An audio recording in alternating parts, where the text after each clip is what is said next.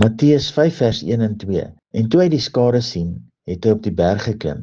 En nadat hy gaan sit het, het sy disippels na hom gekom. En hy het sy mond geopen en hulle geleer en gesê.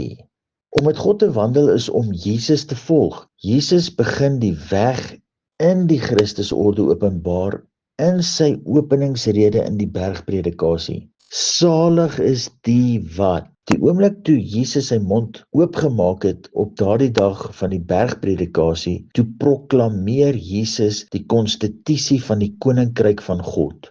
Hy het die hoorders letterlik uitgedaag om na 'n volgende vlak van denke te kom met betrekking tot die toepassing van jouself in enige proses van jou betrokkenheid in en met als in die gees en gesindheid van die koninkryk van God in jou deur geloof.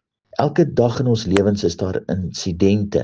Nou is daar 'n geleentheid om daarop te reageer met ons optrede.